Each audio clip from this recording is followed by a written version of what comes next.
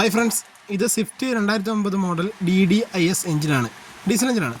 ഇതിൻ്റെ കംപ്ലയിൻ്റ് എന്ന് വെച്ചാൽ കസ്റ്റമർ പറഞ്ഞ വണ്ടി സ്റ്റാർട്ട് ആവുന്നില്ല. പുള്ളി വണ്ടി കഴിയുന്നതിന് ശേഷം വണ്ടി സ്റ്റാർട്ട് ആവുന്നില്ലെന്നായിരുന്നു കംപ്ലയിൻറ്റ്.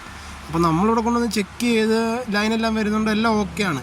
അപ്പോൾ പമ്പ് വർക്കാവുന്നില്ല. അപ്പോൾ പമ്പ് വർക്കാവുന്ന നമ്മൾ ടാങ്ക് ഇളക്കി പമ്പെല്ലാം ചെക്ക് ചെയ്തപ്പോഴത്തേക്ക് നമുക്കറിയത്തിൽ ലൈന് വീണ്ടും കറണ്ട് വരുന്നില്ല. അപ്പോൾ ഒരു സംശയം കൊണ്ട് ബാക്കി കാര്യങ്ങൾ വീണ്ടും ഒന്നുകൂടി ചെക്ക് ചെയ്തു. കാരണം പമ്പ് അപ്പം വർക്ക് ചെയ്യുന്നു, ടാങ്ക് ഇളക്കിയതിന് ശേഷം പമ്പ് ചെക്ക് ചെയ്തപ്പം പമ്പ് വർക്ക് ചെയ്യുന്നു.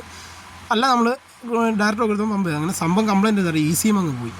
എൻ്റെ ECM പോകാനുള്ള കാരണം എന്ന് വെച്ച് കഴിഞ്ഞാൽ നമ്മളത് എല്ലാവരും ശ്രദ്ധിക്കത്തില്ല. കാരണം കവിൾ ടോപ്പിൽ അങ്ങനെ ഒരു ചതി ഒളിഞ്ഞിരിക്കുന്നുള്ള കാര്യം എല്ലാവർക്കും അങ്ങനെ കസ്റ്റമേഴ്സിന് അങ്ങനെ അറിയാൻ സാധ്യത കുറവാണ്. സംഭവം കണ്ടുണ്ടോ, വെള്ളം കയറി നമ്മൾ ECMൻ്റെ ആ ഭാഗം മൊത്തം തുരുമ്പ് കയറിപ്പോയി. അങ്ങനെ ആ ECMനകത്ത് മൊത്തം വെള്ളം കയറി ECM ഷോർട്ടായിപ്പോയി. അതായിരുന്നു സംഭവിച്ചത്. കാരണം ഇങ്ങനൊരു ചതി ഒളിഞ്ഞിരിക്കുന്ന കാര്യം ആർക്കും അങ്ങനെ അറിയില്ല, കസ്റ്റമേഴ്സിന് അങ്ങനെ അറിയത്തില്ല. കാരണം നമ്മൾ കവിൾ ടോപ്പ് വഴിയുള്ള വെള്ളം ഇങ്ങനെ ഇറങ്ങും. അങ്ങനെ പിന്നെ ECM നമ്മൾ എന്ത് ചെയ്തു, ECM കൊണ്ട് മാറേണ്ട അവസ്ഥ വന്നു. ECM പിന്നെ സെക്കൻഡ് ഹാൻഡ് ECM, പുതിയൊരു ECM മേടിക്കാൻ ക്യാഷ് ഇല്ലാത്തതുകൊണ്ട് സെക്കൻഡ് ഹാൻഡ് ECM മേടിച്ച് നമ്മൾ സെറ്റ് ചെയ്തത്.